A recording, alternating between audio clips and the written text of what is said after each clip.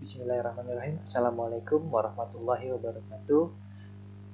Selamat datang kembali pada mata kuliah Sistematis Data. Minggu ini kita masuk ke pertemuan ke-6 yang akan membahas mengenai teknik normalisasi. Minggu lalu kita sudah bahas mengenai teori normalisasi. Nah, pada pertemuan ini yang akan kita bahas adalah bentuk-bentuk normalisasi dan bagaimana teknik-teknik untuk berubah bentuk dari bentuk normal yang pertama sampai dengan bentuk normal yang paling terakhir. Kita bisa lihat di sini terdapat 7 buah bentuk normalisasi yang dimulai dari bentuk tidak normal, nomor 1, nomor kedua, ketiga, lalu ada BCNF, nomor keempat, sampai yang terakhir ada nomor kelima.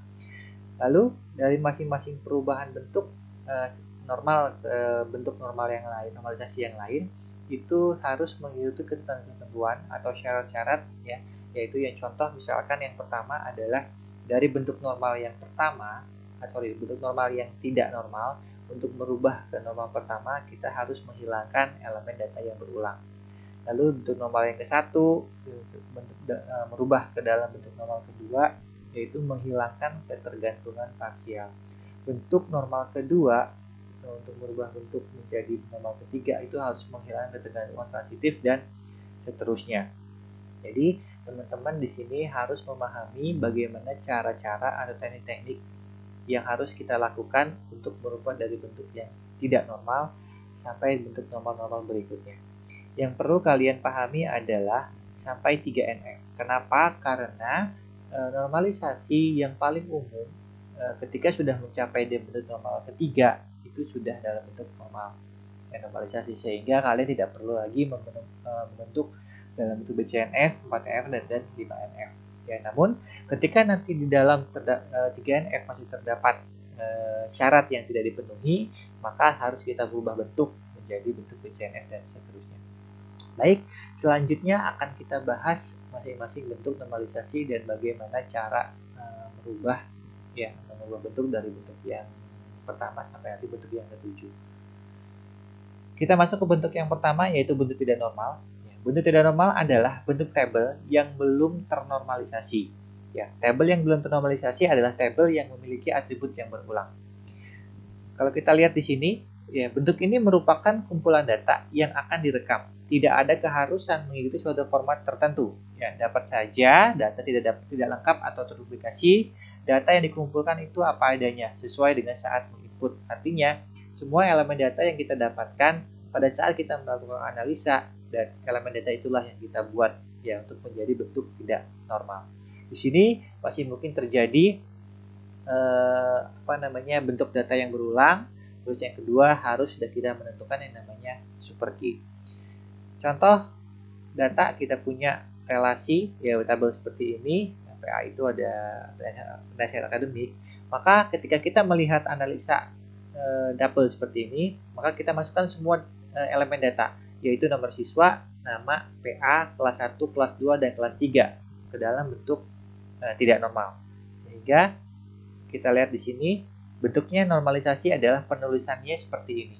Ya, jadi ada nomor siswa, nama, PA, kelas 1, kelas 2, dan kelas 3. Ya, tadi kenapa? Karena semua elemen data yang tercantum di dalam relasi atau di dalam proses bisnis atau di dalam dokumen itu kita rekam apa adanya. Lalu bentuk normal yang pertama ya.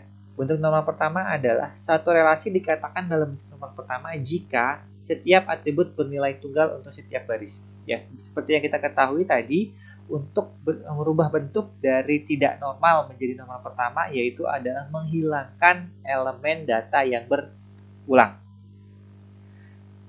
Contoh dari tadi, dari bentuk yang tidak normal kita punya nomor siswa, nama, PA ada kelas 1, kelas 2, dan kelas 3. Itu kita gabungkan ya, atau kita kode kelas 1, 2, dan 3 itu kita gabungkan menjadi kode kelas, sehingga nanti pembentukan normalisasinya ditulis seperti ini. Ada nomor siswa, nama, PA, kode kelas. Ya, dimana di sini juga tadi kalau di bentuk yang tidak normal kita sudah bisa menentukan mana super key-nya. Tapi di bentuk normal yang pertama kita bisa menentukan yang mana kandidat key-nya. Ini contoh 1NF ya, 1NF seperti ini, tabel yang sudah menjadi 1NF. Bentuk normal kedua yaitu bentuk normal kedua didefinisikan berdasarkan dependensi fungsional, ya. Seperti tadi kita lihat syaratnya adalah bentuk normal ke-1 ke bentuk kedua NF yaitu adalah menghilangkan ketergantungan parsial. Artinya apa? Artinya semua atribut bukan kunci memiliki dependensi sepenuhnya terhadap kunci primer. Itu yang dimaksud dengan ketergantungan parsial, ya. Atribut bukan kunci adalah atribut yang tidak merupakan kunci primer. Ya, jadi syaratnya ada 2 untuk membentuk normal kedua, yaitu berada pada bentuk normal pertama, yang artinya tidak ada elemen data yang berulang. Yang kedua, tidak ada ketergantungan parsial.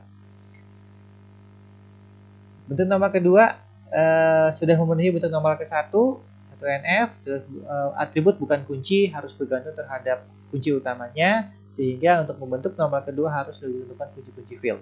Ya, kunci field harus bersifat unik dan dapat mewakili atribut yang lain. Ya, jadi kunci yang di sini maksudnya adalah kunci utama. Jadi kalau tadi di bentuk 1 NF kita sudah bisa menentukan yang namanya kandidat key, di bentuk 2 NF ini kita sudah harus menentukan yang namanya primary key. Contoh relasi siswa pada 1 NF di atas tadi terlihat bahwa kunci utamanya adalah nomor siswa. Ya, nama siswa dan PA itu akan bergantung terhadap nomor siswa. Tetapi kode kelas itu bukan merupakan fungsi daripada si siswa, ya. Sehingga maka file siswa itu dipecah menjadi 2 relasi, ya. Jadi yang dipecah adalah kode kelas dan nomor siswa. Jadi seperti ini. Ya, jadi ada nomor siswa, nama, PA, dan kode kelas. Untuk menjadi bentuk normalisasi bentuk 2NF, kode kelas tadi karena tidak bergantung terhadap sebagai fungsinya si mahasiswa, maka dia akan dipisah. Ya, dipisahkan dengan menggunakan konsep relasi seperti ini. Ya, ada 2 buah tabel, yaitu ada relasi siswa dan relasi ambil kelas. Lalu penggambarannya dinormalisasi digambarkan dalam bentuk seperti ini. Ya. Kita lihat di sini nomor siswa kunci utama daripada tabel siswa dan kode kelas ini merupakan kunci utama. Ya, untuk tetap menjaga konsistensi data, maka perlu dilakukannya adanya relasi seperti ini. Ya, nomor siswa akan berrelasi ke nomor siswa, ya. Kenapa? Karena tadi untuk membuat tabel dalam bentuk normal yang kedua. Selanjutnya di sini juga di bentuk 2NF kita sudah bisa menentukan yang mana primary key, yang mana foreign key. Intinya adalah kalau foreign key ketika ada kunci utama di suatu entitas direpresentasikan ke dalam entitas yang lain. Nah, itu akan menjadi sebuah kunci tamu.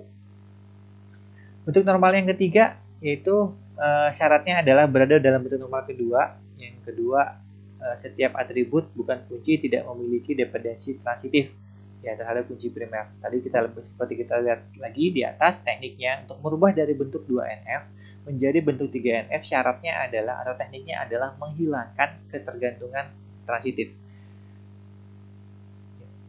Untuk membentuk normal ketiga, maka relasi harus dalam bentuk normal kedua, ya. Dan semua atribut bukan primer, bukan kunci, tidak punya hubungan yang transitif. Dengan kata lain, atribut bukan kunci harus bergantung hanya pada primary key-nya, ya, secara menyeluruh.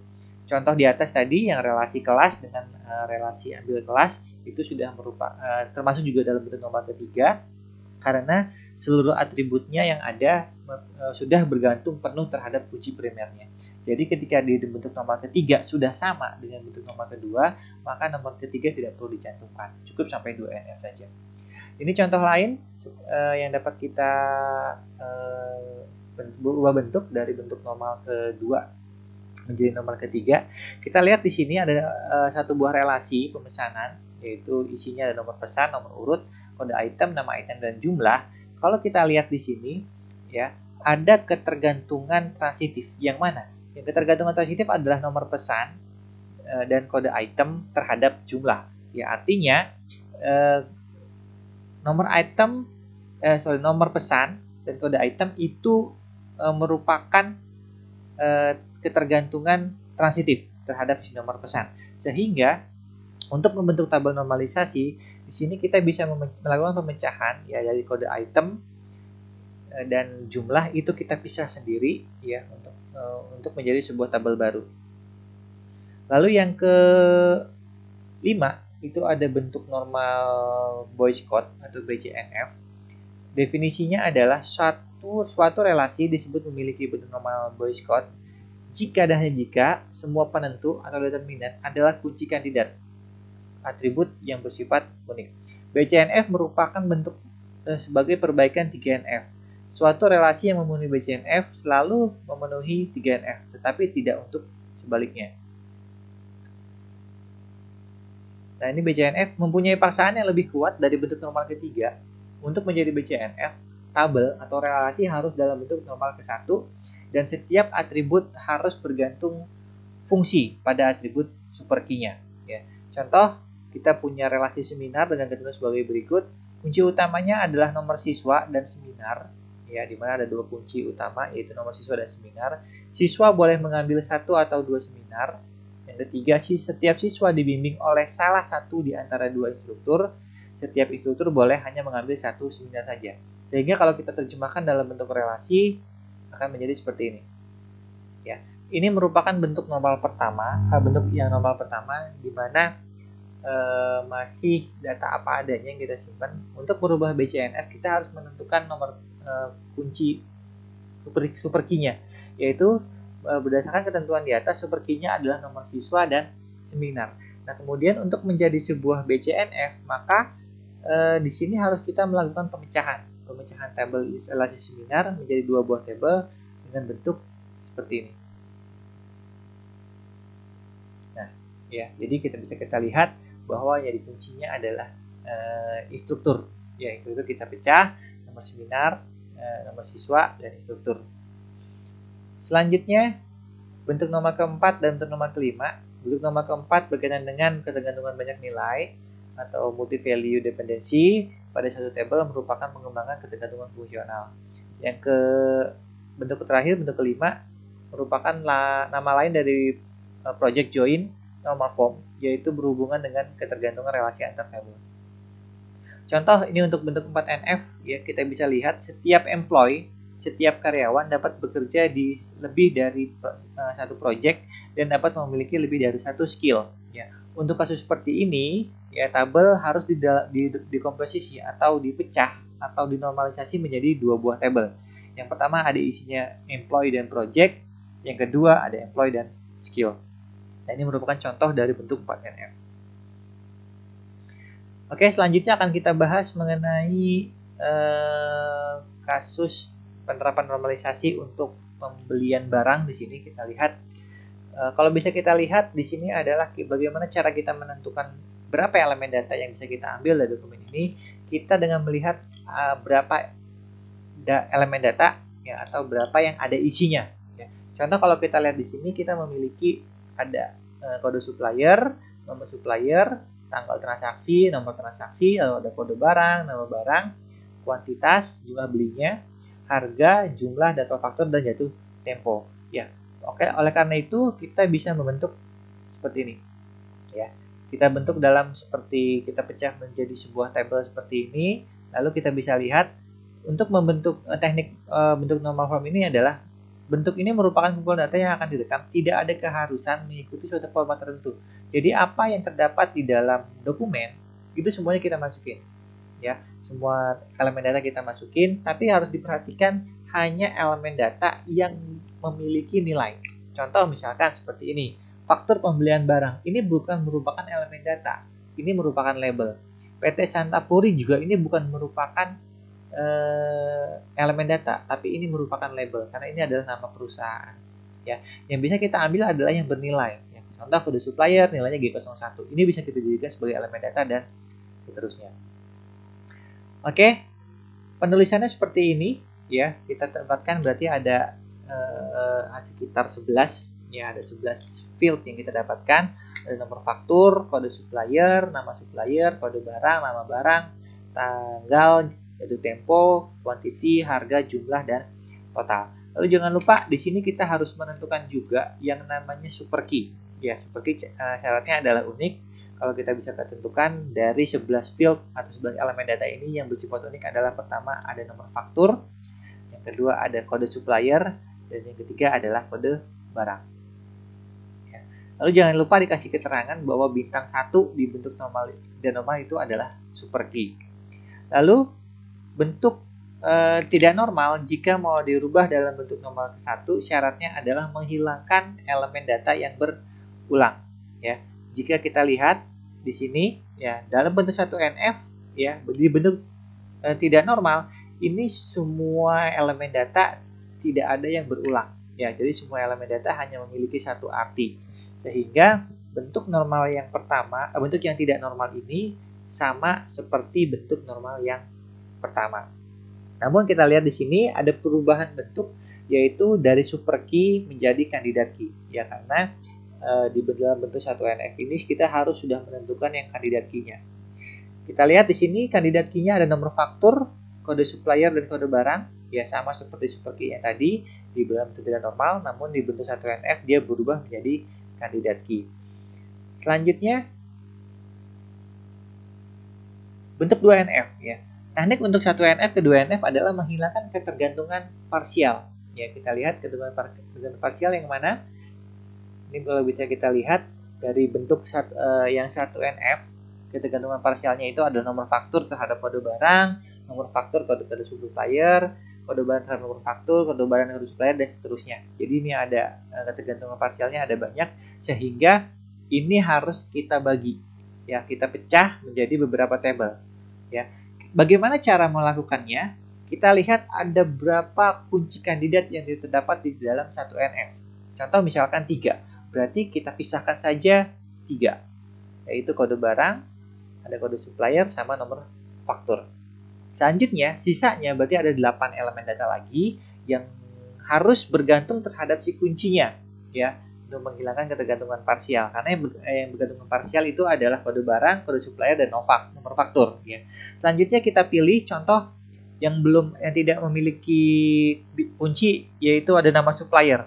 Kita bisa lihat nama supplier ini akan masuk kemana, ya disesuaikan. Contoh misalkan nama supplier, dia berhubungan sama supplier, berarti dia akan bergabung ke dalam kode supplier. Lalu ada nama barang akan bergabung ke kode barang, tanggal transaksi akan bergantung ke transaksi, yaitu tempo juga ke transaksi, quantity akan jatuh ke transaksi, harga akan masuk ke barang, jumlah ke transaksi, dan total ke transaksi. Sehingga nanti akan terbentuk seperti ini. Ya. Ini untuk menghilangkan ketergantungan parsial. Akan dari bentuk 1NF ke 2NF akan terbentuk 3 buah tabel, yaitu ada tabel barang, tabel supplier, sama tabel transaksi pemesanannya ya. Selanjutnya penggambarannya adalah dengan cara seperti ini. Kita lihat ada kode barang, tabel supplier, sama tabel transaksi. Kalau bisa kita lihat mengapa semua mengarah ke transaksi relasinya. Ya, kita lihat kode supplier akan berelasi ke tabel kode supplier di sini, kode barang juga akan berelasi. Kenapa? Karena di dalam transaksi ini nanti akan tercatat kode suppliernya siapa dan kode barangnya apa, gitu ya. Maka semua masternya atau kode barang dan suppliernya ini akan berelasi ke transaksi. Di sini kita sudah harus menentukan yang mana primary key, yang mana foreign key. Ya, primary key-nya tadi sudah ditentukan dari yang ketergantungan parsial, yaitu kode supplier, nomor nota, sama kode barang. Lalu foreign key-nya itu merupakan representasi. Ya, representasi kode supplier direpresentasi ke dalam tabel transaksi sehingga menjadi kunci tamu. Kode barang juga direpresentasi ke dalam tabel transaksi menjadi kunci tamu. Inilah bentuk 2NF. Ya, selanjutnya apakah bentuk ini sudah normal? Ya, kita lihat lagi apakah masih terdapat ketergantungan transitif di sini. Ya, ketergantungan transitif tadi di sini adalah contoh apakah kode supplier ini bergantung terhadap nomor nota di sini, ya. Terus kode barang juga bergantung terhadap nomor nota. Ya, artinya apakah gabungan nomor nota dengan supplier dapat menentukan entitas yang lain? Ya. Jadi, contoh misalkan di sini ada gabungan atau relasi field nomor nota dan kode barang, ya, akan menentukan jumlah, ya, lalu quantity, ya. Nah, itu yang disebut dengan ketergantungan transitif. Ya, artinya ketika masih terdapat ketergantungan transitif di dalam tabel ini, oleh karena itu ini harus kita pecah. Ya, yang mana yang ketergantungan transitif? Yang akan dipecah, menghilangkan transitif seperti ini datanya, yang kurang lebih. Ketika nanti kita dalam bentuk 2NF ya, masih dalam bentuk 2NF, datanya akan diinput seperti ini. Ya, kita lihat di sini data yang sama itu adalah nomor faktur, tanggal, kode supplier, barangnya beda, kuantitinya beda, jumlahnya juga berbeda, totalnya sama, jatuh temponya sama. Gitu. Kita lihat. Berarti di sini yang ketergantungan transitif adalah nomor faktur dan kode barang akan menentukan kuantiti dan jumlah. Artinya, kuantiti dan jumlah ini akan bergantung dengan si kode barang dan nomor faktur. Ya, sehingga nomor faktur, kode barang, kuantiti dan jumlah ini harus kita pecah. Gitu ya. Jadi nomor faktur, kode barang, kuantiti dan jumlah akan kita pecah menjadi sebuah tabel baru, sedangkan nomor faktur, tanggal, kode supplier, total dan jatuh tempo akan menjadi tabel awalnya. Jadi sehingga kita bisa lihat di sini yang garis merah itu merupakan ketergantungan transitifnya. Lalu kita pecah seperti ini, nomor faktur ya, nomor faktur, tanggal, kode supplier, total dan jatuh tempo ini karena datanya sama. Kita bisa lihat. Lalu ketika dipecah, nah ini jadi seperti ini. Ya. Ini tadi dari satu buah tabel. Ya, selanjutnya setelah kita dapatkan atau membebaskan tabel transaksinya dari ketergantungan transitif, kita pecah atau kita bagi menjadi tabel normalisasi bentuknya 3NF. Nah, seperti ini. Ya. Jadi tadi nomor nota ya akan menjadi sebuah kunci tamu di sini, dan kode barang akan menjadi kunci tamu juga di sini. Ya, tadi yang ketergantungan transitif adalah kode barang, kuantiti jumlah terhadap si nomor nota, sehingga ini harus dipecah menjadi sebuah tabel sendiri. Dan sama, di sini juga ada kunci primer. Nah, contoh selanjutnya kita akan bahas mengenai sebuah perpustakaan. Ya, di sini ada 3 buah tabel, yaitu tabel anggota, tabel buku, sama tabel peminjaman. Kalau kita lihat elemen data yang bisa kita tentukan ada kode anggota, nama anggota, ya, kode buku, judul buku, sama stok buku. Lalu dari transaksi itu ada pinjam, tanggal pinjam, nomor pinjam, lalu ada nomor anggota, kode buku, judul buku, sama jumlah buku dan tanggal kembali. Jadi ada sekitar 12 elemen data.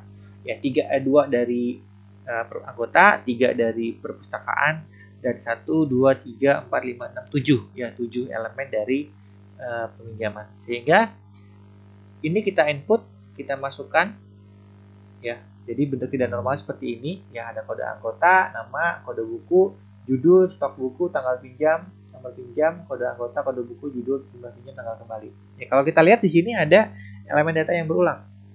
Ya, yaitu kode-kode anggota, kode buku, ya, ada 2 kali. Di sini di dalam bentuk tidak normal kita masih bisa diperbolehkan, ya, diperbolehkan seperti ini. Namun lalu nanti pada saat kita melakukan pemecahan dari bentuk tidak normal ke bentuk 1NF, syaratnya adalah menghilangkan elemen data yang berulang. Ya, lalu di dalam 1NF harusnya sudah ditentukan yang namanya super key. Contoh ada kode anggota, ya, kode buku, sama nomor pinjam di sini.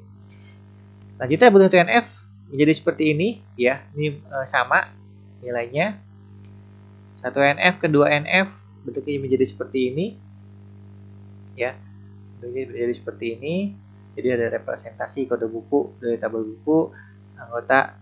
Nah, di sini kenapa garis perbedaannya tanda panahnya 2, yang ini tanda panahnya 1. Ini konsepnya adalah bahwa dalam satu buah nomor pinjam hanya terdapat 1 kode anggota atau nomor anggota. Tapi 1 nomor pinjam bisa terdapat banyak buku. Ini one to many, ini one to one. Istilahnya seperti itu. Ya, jadi dalam satu buah nomor transaksi bisa terdapat banyak buku, maka di sini panahnya harus 2. Kita lihat di sini apakah masih ada ketergantungan transitif, ya. Ketergantungan transitif seperti tadi, ya, contoh di sini kalau di dalam kasus ini adalah nomor pinjam dengan kode buku akan menentukan jumlah, ya. Jadi kode pinjam, nomor pinjam dengan kode buku itu akan menentukan jumlah. Itu yang dimaksud dengan ketergantungan transitif. Artinya, kode buku, jumlah, dan nomor pinjam harus dipecah menjadi sebuah tabel sendiri. Sehingga membentuk 3NF seperti ini. Ya. Oke, di sini harusnya ada jumlah ya. Ada jumlah pinjam ini karena jumlahnya nggak ada, harusnya di sini ada satu buah field baru yaitu jumlah. Ini bentuk 3NF ya, bentuk 3NF dari kasus perpustakaan.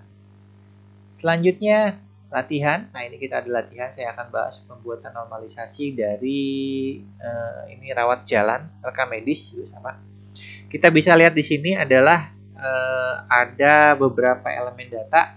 Kalau saya nggak salah di sini ada 21 atau 20 ya, yaitu ada nomor pasien, nomor pendaftaran, jalan, kecamatan, kode pos, tanggal pendaftaran, nama pasien, kelurahan, wilayah, telepon, nomor rekam medik, tanggal periksa, kode dokter, nama dokter, sakit, sampai dengan petugas di sini.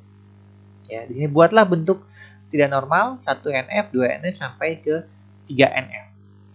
Lalu untuk satu bentuk yang tidak normal kita ambil semua datanya, kita ambil semua, ya masukkan semua elemen data pada dokumen. Masih mungkin terjadi elemen data yang berulang, ya. Jadi seperti ini. Jadi nomor pasien ini kurang lebih ada 20 elemen data.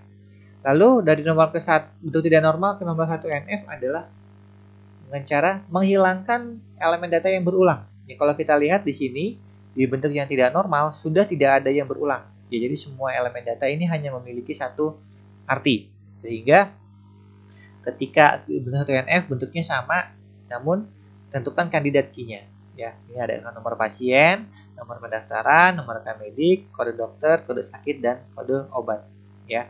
Selanjutnya, bentuk 1NF untuk merubah ke bentuk 2NF adalah caranya menghilangkan ketergantungan parsial. Ya, kita lihat di sini kita punya 1, 2, 3, 4, 5, 6. Kita punya 6 kunci. Ya, kunci kandidat yaitu nomor pasien, pendaftaran, nomor rekam medik, kode dokter, sakit, dan obat.